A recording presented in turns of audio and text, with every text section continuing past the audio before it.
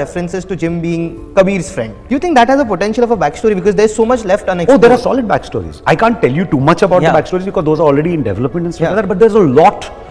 See, let me put it this way. There's nobody you saw who you won't be seeing again in some manner or the other. Is the YRF Spy Universe absolutely dead? নমস্কার, welcome to finally বাঙালি। আমরা সবাই দেখেছি যে war 2 এর teaser চলে এসছে, আমরা সেটার ব্যাপারে একটা রিভিউ করেছিলাম। এবার ওয়ার 2 এর টিজার কিন্তু যথেষ্ট রকমের নেগেটিভ একটা বলতে গেলে পারসেপশন অডিয়েন্সের মধ্যে ক্রিয়েট করছে, এবং আমি দেখিনি এত নেগেটিভ পারসেপশন আজ পর্যন্ত কোনো YRF ফিল্মের in a long time. So what is actually wrong with YRF Spy Universe or the YRF Spy Universe that we do it? এইটার ব্যাপারে বুঝতে গেলে আমাদের একটু হিস্ট্রি জানতে হবে যে YRF Spy Universe-এর শুরুটা কীভাবে হয়েছিল এবং কীভাবে right now in 2025 where do we exactly stand. সালটা ছিল 2012। একটা টাইগার জাস্ট অ্যানাউন্সড হয়েছে এবং ঈদের দিন একটা টাইগার রিলিজ করেছে।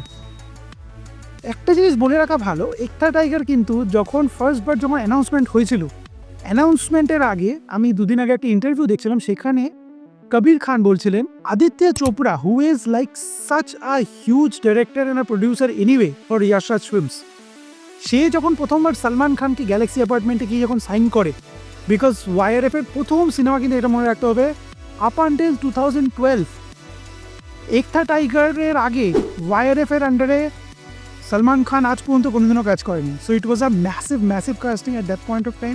সেই সময়টা পার্সোনাল লাইফ দিয়ে দেখতে গেলে Salman Khan এবং Katrina Kaif just break up হয়েছে and then they signed both of them together in that film.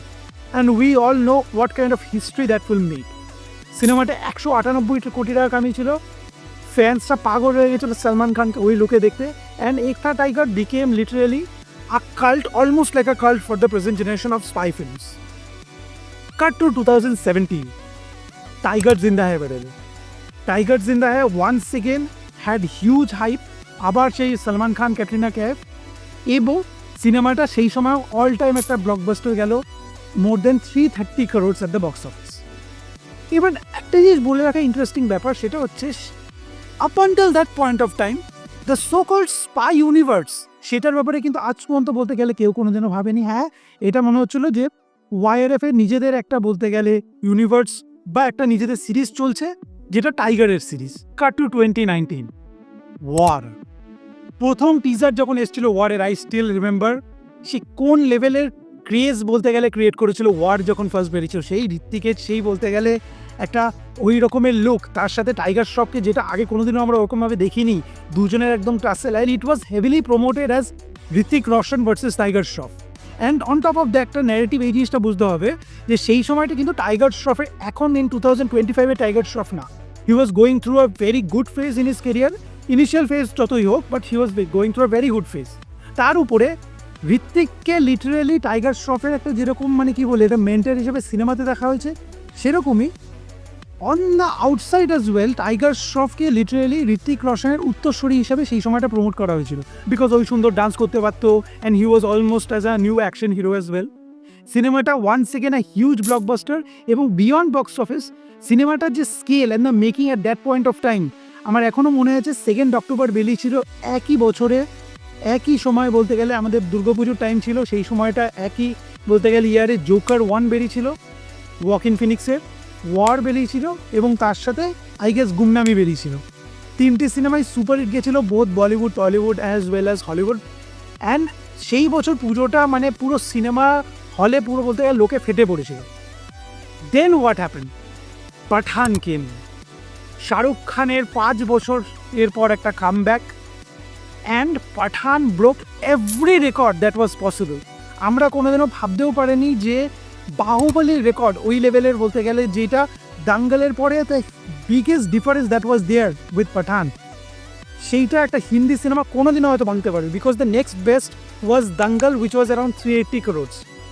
আমরা সবাই জানি যে পাঠান আসার আগে কী লেভেলের কন্ট্রোভার্সি হয়েছিল and all, but then Pathaan came and everything was changed. The entire Hindi film industry and how we look at box office completely got changed. সেইটাতে একটা স্মল চেঞ্জও এসেছিল YRF এর আন্ডারে। YRF আপনারা যদি ভালো মতন লক্ষ্য করেন, Pathaan released on 25th January same বছরে কিন্তু টাইগার 3 বেরোনোর কথা ছিল, that is fine, but Tiger 3 বেরোনোর জাস্ট 1 মাস আগে আপনারা যদি এই পোস্টটা চেক করেন, তারা টাইগার ভার্সেস পাঠান অ্যানাউন্সমেন্ট করে। It was all of a sudden, because Pathaan আমরা যারা দেখেছি সেখানে দেখছি যে আমরা সালমান এবং শাহরুখের দুটো যে ক্যারেক্টার তাদের কিন্তু একটা বন্ধুত্বপূর্ণ একটা সম্পর্ক। সো উই অল থট যে Tiger versus Pathaan which is like the massive huge film যাকে বলে, at that point of time it was supposed to be the biggest film in Indian cinema history. Salman Khan, Shah Rukh Khan at their peak phase in their careers. But then আমাদের মনে কিছু সংশয় হয়েছিল। আমরা ভেবেছিলাম যে tiger 3 এর তাহলে শেষে নিশ্চয়ই পাঠান এবং টাইগারের একটা কোনো একটা ক্ল্যাশ হবে। And what we got in Tiger 3 was a complete damn script. Shahrukh খানের জীবনে সে অনেক ক্যামিও করেছে। I think this was the most underwhelming cameo that has ever been shot on Shah Rukh Khan. Manish Sharma একদম ওই লেভেলে বলতে গেলে script একদম ঠিকঠাকভাবে করতে পারেনি, and it was so unbelievable যে একটা ইন্ডিয়ান স্পাই সে literally he became almost like the দামাদ অফ পাকিস্তান, সে পাকিস্তানের ডেমোক্রেসি বাঁচাচ্ছে। So this is where the problem started, and right now with War 2 coming on, I think আবার মনে হয় we are seeing the cracks once again appear. তো যদি আপনারা প্রথম থেকে লক্ষ্য করেন এটা বুঝতে পারবেন যে spy universe is clearly a huge inspiration behind the YRF spy universe is the MCU. মার্ভেলের যে ওই লেভেলের সাফল্যতা 2012 থেকে যে অ্যাভেঞ্জার্স আসলো, and Avengers brought a new kind of superhero film যেখানে literally the doors of any kind of connectivity opened up completely. The moment Iron Man said that I am Iron Man, সেখান দিয়ে MCU সূচনা হয়েছিল। But the moment Nick Fury said that we have some bigger plans, সেখান থেকে literally MCUর যে সাফল্য তার একটা সূচনা শুরু হয়েছিল, আমরা সবাই জানি। এবং সেই সেম মডেলে কিন্তু YRF স্পাই ইউনিভার্স এগোচ্ছিল। There is a fundamental flaw in copying or in emulating something like MCU. কেন বলছি? আপনারা যদি ভালো মতন লক্ষ্য করেন, ইফ ইউ আন্ডারস্ট্যান্ড, MCUর সেই সুপার হিরোকে আমরা দেখি, যেই বলতে গেলে ক্যারেক্টার্স আইকনিক হয়ে গেছে, those actors became popular because of MCU. Robert Downey জুনিয়রকে আমরা সবাই চিনতাম, সে শার্লকের মতন সিনেমা করেছে and all that, but he became a household name after playing Iron Man in the MCU. Chris এভান্সকে আমরা কয়জন চিনতাম, সে তো আগেও সিনেমা করেছে, বাট আগেকে আমরা কয়জন চিনতাম না। সে ক্যাপ্টেন আমেরিকা হওয়ার পর সে ওই লেভেলের পপুলারিটি পেয়েছে, ওয়ার্ল্ডে সেই লেভেলের পপুলারিটি যে পেয়েছে সেটা কিন্তু MCUর ওই character became the huge popular sign. ওই লেভেলের পপুলারিটি কিন্তু তাকে তার ক্যারেক্টার বানিয়েছে না। If I take a difference of that to the YRF spy universe, তাহলে আপনারা একটা জিনিস বুঝতে পারবেন, আমরা YRF স্পাই ইউনিভার্সে কাকে দেখি? Salman Khan, Shahrukh Khan, Hrithik Roshan, Tiger Shroff, currently Junior NTR। মেয়েদের মধ্যে কাকে দেখি? Katrina Kaif, Deepika Padukone, Vaani Kapoor, and right now Kiara Advani. আপনারা যদি ভালো মতন লক্ষ্য করেন, specially the men or even the women like Deepika Padukone and Katrina Kaif, তারা কিন্তু already huge faces of Indian cinema. এই জিনিসটা বুঝতে হবে যে আমাদের ইন্ডিয়ান সিনেমা কিন্তু individualistic market, we worship hour heroes. সেটা বলতে গেলে সাউথে আপনি দেখুন, সেটা আপনি বলিউডে দেখুন, এবং এই কালচারটা একদিনে আসবে না যে আমরা directors are the huge thing. এখানে কিছু অফকোর্স ডাইরেক্টর আছে, যেমন Rajamouli has created a massive niche for himself, যে তার নামে বলতে গেলে মানুষের সিনেমা চলতে পারে, যেই হিরো হোক, যেই অ্যাক্টর হোক, doesn't matter. Sanjay Leela Bhansali as well. But আমাদের এখানের যে কালচারটা, our cinema viewing culture is very different from what Hollywood has. আপনি আরেকটা জিনিস ভালো মতো লক্ষ্য করবেন, এই যে বড় অ্যাক্টার্সরা who became like the huge sensations that they did with the MCU, তারা কিন্তু ওই যে 2012 থেকে 2017 বা 2018 when MCU had their peak phase, তার মধ্যে যদি আপনি ভালো মতো লক্ষ্য করেন, এই অ্যাক্টার্সগুলো তারা কিন্তু অন্য সেরকম কোনো সিনেমা করেন। Let's talk about Robert Downey Jr., who is like the biggest name in the MCU and one of the biggest actors, right? 2012 থেকে বা 2010 এর পর থেকে রবার্ট ডাউনি জুনিয়রের ফিল্মোগ্রাফিতে কি আছে? Iron Man 1, Iron Man 2, Iron Man 3, Marvel's the Avengers, Spiderman Homecoming একটা cameo, Avengers Infinity War, Avengers Civil War, Avengers Endgame. এই এতগুলো সিনেমার মাঝখানে এন্ড গেম বেরিয়েছে 2019। এতগুলো সিনেমার মাঝখানে আপনি যদি তার ফিল্মোগ্রাফি ভালো মতন দেখেন, তাহলে আপনি দেখতে পারবেন এর মাঝখানে কিন্তু সে সেরকম কোনো বড় সিনেমা করেন। Can you really expect like Shahrukh Khan আর সালমান খান তারা শুধু YRF স্পাই ইউনিভার্সের সিনেমা করবে? না, রাইট? YRF Spy Universe যখন সিনেমা হবে তখন সেগুলো অন্যরকম হবে, এবং তার মাঝখানে শাহরুখ খান একটা কিং করবে, সালমান খান লেটস একটা সিকান্দার করবে, আর নতুন আমরা যা খবর পাচ্ছি গার্লফ্রেন্ড ভ্যালি। সো এই যে বলতে গেলে একটা সেই ক্যারেক্টারের মধ্যে যে ঢুকে যাওয়া, এবং অডিয়েন্স যে তাকে শুধু ওই YRF Spy Universe like Pathaan or Tiger or Kabir হিসাবেই তাকে অ্যাকসেপ্ট করবে, সেই জিনিসটা কিন্তু আমাদের এখানে কোনোদিনই হবে। This is one very fundamental flaw. So you can not really replicate the MCU in a structure itself. Structure হিসাবে আপনি কিন্তু সেটাকে ম্যাচ করতে পারবেন না। সেকেন্ড অফ অল, MCUর যদি ভালো মতন আপনি যদি কেয়ারফুলি প্লেস ব্রেডক্রামসের মতন কেভিন ফেগি বা এদের যদি প্ল্যানিং দেখেন, 2012 থেকে তারা বলতে গেলে সেই যে প্ল্যানিং করেছে, বা 2010, এবং মেবি বোর্ডরুমসের ডিসকাশন তারও আগে থেকে হয়েছে। এবং মার্বেল কি করে যে প্রতিটা দিতে কমিকনে আমরা দেখেছি যে তারা এটাকে ফেস টু ফেস হিসাবে ডিভাইড করে, যেরকম মাল্টিভার্স সাগা, ইনফিনিটি স্টোনসের যে সাগাটা ছিল।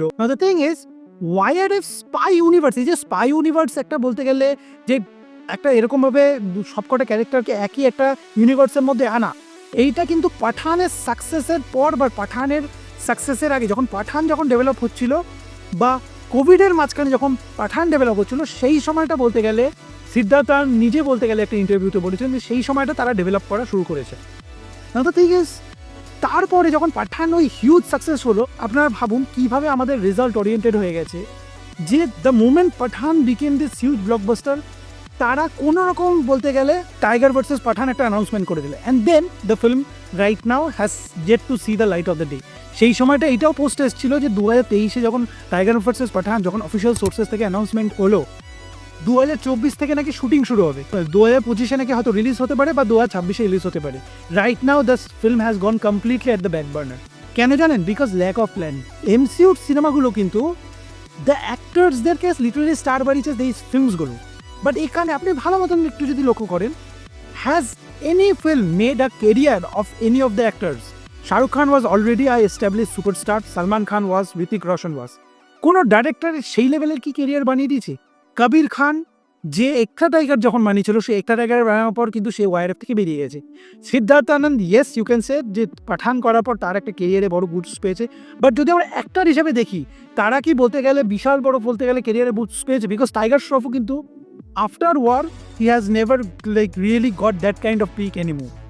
সো ব্যাপারটা হচ্ছে এই যে ইউনিভার্সটা, এইটা টেকনিক্যালি যেরকম ফ্লড, তার উপরে ফান্ডামেন্টালি কিন্তু অনেক ফ্লজ আছে।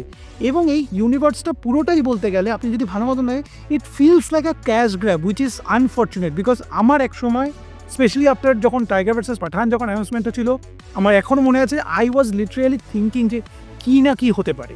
Let's talk about some more problems which are so jarring, যেটা আমরা ওয়ার 2-তেও দেখতে পাচ্ছি, at least from a teaser level. The biggest problem right now is every film of the YRF Spy Universe looks and feels the same. আপনি যদি colour grading দেখেন, আপনি tiger 3 আর war 2 এর যে টিজারটা এসেছে তার খুব একটা কালার গ্রেডিংয়ের ডিফারেন্স পাবেন না। অ্যান্ড VFX নিয়ে একটা যে সবচেয়ে বড় ইস্যু, সেইটার একটা ফান্ডামেন্টাল ফ্ল ইজ, এখন তো কোভিড চলে গেছে, but still they are shooting most of the scenes within a studio. আপনি যখন ধুম 3 বা ধুম 2 বা ধুম 1-এর যখন বলতে গেলে সিনেমাগুলো যদি আপনারা কোনোদিনও রিওয়াচ করেন আবার নতুন করে, উইল ফাইন্ড যে সেই সময়ের যে VFX বা সেই সময়ের যে বলতে গেলে একটা কালার গ্রেডিং, সেইটা অনেকটা ন্যাচারাল লাগতো, যখন এখন বলতে গেলে আফটার স্পেশালি পাঠান ফেক ব্যাকগ্রাউন্ডস যেরকম লাগে। আপনি ধুম 3 এর টিজারটা, আমি এখানে বলতে গেলে একটা স্ক্রিনশট অ্যাটাচ করে দেবো, আপনি ধুম 3 এর টিজারটা আবার নতুন করে দেখুন, সেখানে যে colour grading, you wouldn't be able to find too many flaws in the VFX at least. এবং যেটা আমরা ওয়ার 2 এর টিজার ডিসকাশনে করেছিলাম, আপনারা যদি ওয়ার 1 এর টিজার যদি এখনও দেখেন, তাহলে কিন্তু সেই হিসাবে বলতে গেলে আপনি ফ্লপ পাবেন না, যেটা এখন পাচ্ছেন। এইটা হয়েছে স্পেসিফিক্যালি আফটার পাঠান যেহেতু কোভিডের সময় শ্যুট হয়েছিল, সো স্পেসিফিক্যালি তাদেরকে বলতে গেলে কোভিড প্রোটোকলস মেনে they had to go head and shoot most of the scenes indoors. এবং VFX এত বাজে লেভেলে, এত জারিং, মানে পাঠান থেকে শুরু করে পাঠানের যে লাস্ট যে বলতে গেলে সিকোয়েন্সটা ছিল, where the take off from that jet ski, সেই পুরো সিকোয়েন্সটা, or when they are riding on the bike from the snow, সেই পুরো সিকোয়েন্সটা এতটাই ফেক লাগে। আমি একটা জিনিস বলছি, পাঠান কিন্তু বলতে গেলে যে বিশাল হাই লেভেলের সিনেমা তা কিন্তু না, সেটা হয়তো biggest of Shahrukh Khan fans, which I am including myself as well, সেও অ্যাডমিট করবে, Pathaan became this huge success only because of Shahrukh Khan and his comeback. His comeback after 4 years. যদি পাঠান যদি 2025 আসতো না, তাহলে লিটারেলি হয়তো টাইগার থ্রির মতো আন্ডার পারফর্ম করতো। This universe doesn't have an overarching villain. আপনি যদি এমসিইউকে বলতে গেলে রেপ্লিকেট করেন, এমসিইউর একটা বড় বলতে গেলে সাকসেসের ভিজন ছিল হচ্ছে Thanos being the overarching villain.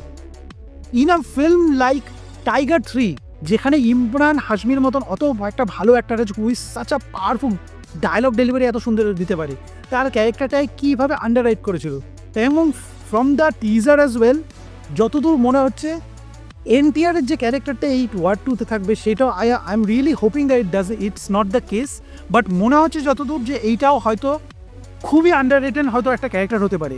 আপনি জাস্ট ভাবুন কীভাবে এনটিআরের যে ক্যারেক্টারটাকে হাইপ করা হয়েছিল যে this will be something huge and all, but সেইটার যে টিজার থেকে যেটা আমরা দেখতে পাচ্ছি, is he really the man of darkness or the man who is coming from the shadows? Teaser থেকে তো একদমই মনে হচ্ছে না। So biggest problem first of all is VFX. ওয়াইআরএফকে যদি ঠিকঠাক বলতে গেলে ভিএফএক্স করতে, either they need to improve their VFX studio or they need to outsource their VFX to Red Chillies or something or DNEG or something like that. সেইটা যদি না হয়, এবং আরেকটা ব্যাপার হচ্ছে none of the super heroes of MCU আপনি যদি ভালো মতন সেই সময় পিক মার্ভেল ফেজে দেখেন, আপনি বুঝতে পারবেন যে প্রতিটা সিনেমার কিন্তু লুক অ্যান্ড ফিল আলাদা। মানে আপনি যদি ক্যাপ্টেন আমেরিকা উইন্টার সোলজারের লুক অ্যান্ড ফিল দেখেন এবং গার্ডিয়ান্স অফ দ্য গ্যালাক্সির লুক অ্যান্ড ফিল দেখেন, the tone is very different, the look and feel, the colour grading, everything is different. এখানে প্রতিটা সিনেমার লুক অ্যান্ড ফিল একই টাইপের লাগছে।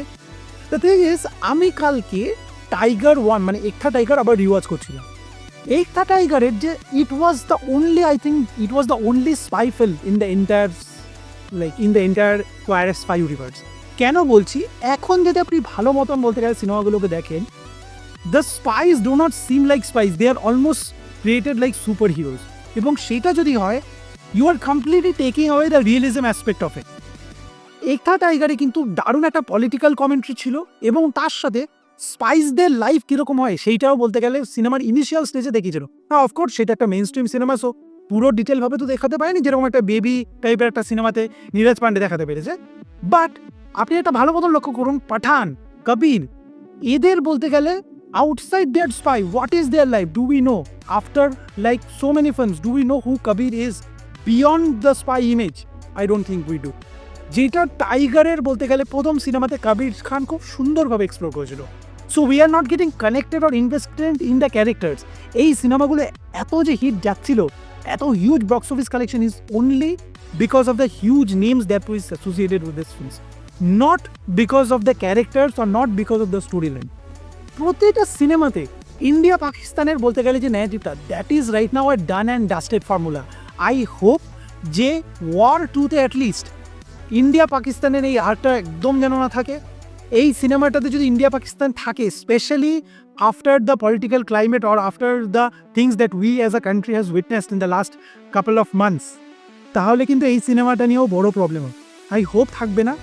এবং আরেকটা ব্যাপার হচ্ছে, this universe needs to be less dependent on ক্যামিওজের উপরে যদি আরও ডিপেন্ডেন্ট হও, যেরকম টাইগার 3-তে আমরা দেখলাম শাহরুখের পাঠানের ক্যারেক্টারের ক্যামিওর কোনো দরকার ছিল না। হরেবল ক্যামিও যাকে বলে, as much as I love Shahrukh, যেরমভাবে স্টেজিং করা হয়েছে, বাট সেখানেই যদি আপনি সিদ্ধার্থ আনন্দ যেরমভাবে সালমান খানকে বলতে গেলে স্টেজিং করেছিলেন পাঠান। এবং ক্যামিওর ব্যাপারটা হচ্ছে, আপনি যদি প্রতি সিনেমাতেই কোনো না কোনো বড় অ্যাক্টার্সের বলতে গেলে ক্যামিও দেখিয়ে দেন, তাহলে কিন্তু ক্যামিওর আর নোবেলটি ফ্যাক্টর থাকে। So how do we go ahead and really fix it? যে জিনিসগুলো বললাম সেটা তো ফিক্স করতেই হবে। আই থিঙ্ক YRF যদি এই ইউনিভার্সটাকে যদি সেভ করতে চায়, and if we want to have different kind of films, তাহলে কিছু কিছু জিনিস করা যেতে পারে। One is they have to have different kind of actors. শুধু যে বিগ বড় স্কেলের বড় অ্যাক্টার্সদের নিয়েই স্পাই ইউনিভার্স করতে হবে তার কোনো মানে নেই। ক্যারেক্টার অ্যাক্টার্সদের নিয়ে বলতে গেলে কিছু কিছু ছোটোখাটো স্পাই ফিল্মস করাই যেতে পারে। অ্যালফা নিয়ে আমার যথেষ্ট এক্সপেকটেশনস আছে, বিকজ সেটা কিন্তু একটা ফিমেল লেড বলতে গেলে স্পাই ইউনিভার্স ফিল্ম হতে চলেছে, যেখানে শার্ভারি বাগ এবং আলিয়া ভাটের ইন্ট্রোডাকশন হচ্ছে। সেই সিনেমাটা কীরকম হয় এবং কীরকম ডাইরেকশনে যায় সেটার উপরে বলতে গেলে অনেক কিছু ডিপেন্ড করে যে এই ইউনিভার্সের ফিউচার কোথায়। উইথ LCU আর লোকেশ কানাকরাজের যে বলতে গেলে ক্যাথি ইউনিভার্স, সেইটা এতটাই এগিয়ে গেছে। এখন আমরা এটাও দেখতে পাচ্ছি যে স্ত্রীর যে হরর ইউনিভার্স, সেটাও কিন্তু বলতে গেলে যথেষ্ট ভালো ইন্টারটুয়াইন ক্যারেক্টার ডেভেলপমেন্ট দেখা যাচ্ছে। Spy universe is literally going down the গাটার। সেখান থেকে যদি বাইরে যেতে হয়, তাহলে একটা মিনিমাম আই থিঙ্ক একটা 5 বছরের একটা বড় ওভারআর্কিং একটা প্ল্যান হওয়া দরকার। আরেকটা জিনিস করা যেতে পারে, সেটা হচ্ছে জিম এবং আতিশের বলতে গেলে ব্যাক স্টোরি দেখানো যেতে পারে। ডিম্পল কাপাডিয়ার যে ক্যারেক্টারটা ছিল সেইটা এবং পাঠানের যে ব্যাক স্টোরি সেটা দেখানো যেতে পারে। এবং কিছু কিছু আরও ক্যারেক্টার্স আছে যেটার ব্যাক স্টোরি খুব সুন্দরভাবে দেখা যেতে পারে যদি ঠিকঠাকভাবে এক্সপ্লোর করা যায়। আরেকটা ব্যাপার, দ্য ফল অফ এমসিউর একটা বড় একটা রিজন হচ্ছে ডিজনি প্লাস শোজ। বাট এখানে আই থিঙ্ক যদি YRF, নেটফ্লিক্স বা অ্যামাজন প্রাইমের সাথে, বিকজ সিনেমাগুলো তো অ্যামাজন প্রাইমে আসে, আপনারা সবাই দেখতে পারেন, but YRF or YFX studios তারা কিন্তু নেটফ্লিক্সের সাথে দ্য রেলওয়ে ম্যানের মতন একটা সিরিজ করেছিল। সো নেটফ্লিক্স বা এরকম কোনো ওটিটি প্ল্যাটফর্মের সাথে যদি তাদের নিজেদের ইন্টারটয়েন স্মল স্কেল শোজ বানাতে পারে, যেইটা সিনেমার সাথে গিয়ে বলতে গেলে একটা কানেক্টেড টিস্যু হিসাবে কাজ করবে, তাহলে খুব দারুণ হবে। But most of all important হচ্ছে VFX planning and dependency on big name, সেটাকে বন্ধ করতে হবে। এবং big directors, cross pollination of south directors as well as Hindi directors, সেটাকে আনতেই হবে। এবং every spy universe film doesn't have to be this huge monstrous big scale mass kind of film. You can make a small scale spy universe film as well. সেটার এক্সপেকটেশনসটাও সেই হিসাবেই রাখতে হবে। বক্স অফিস এক্সপেকটেশন যদি আপনারা expect করেন যে সব কিছু 500 কোটি টাকা 600 কোটি টাকা কমে যাবে, তা কিন্তু হবে না। যদি প্ল্যানিং না হয়, we might once again lose another chance of Tiger vs Pathaan or a huge universe, যেটা MCU-র আমরা দেখতে পাচ্ছি। আপনারা জানান যে আপনাদের কী মতামত এটা নিয়ে, এবং আপনাদের YRF Spy Universe-এর ফেভারিট ফিল্ম কোনটা সেটাও কমেন্ট সেকশনে জানাবেন। War 2 নিয়ে কতটা আপনার আশীর্বাদী বা কতটা ডাউট আছে আপনাদের মনে, সেটা নিশ্চয়ই। এই ভিডিওটা যদি ভালো লাগে তাহলে ভিডিওটার নিচে একটা লাইক করে দেবেন, এবং এরকম আরও কন্টেন্ট দেখার জন্য এবং আরও নানান রকম অ্যানালাইসিস শোনার জন্য চ্যানেলটাকে সাবস্ক্রাইব করবেন। ভালো থাকবেন, সুরক্ষিত থাকবেন। নমস্কার।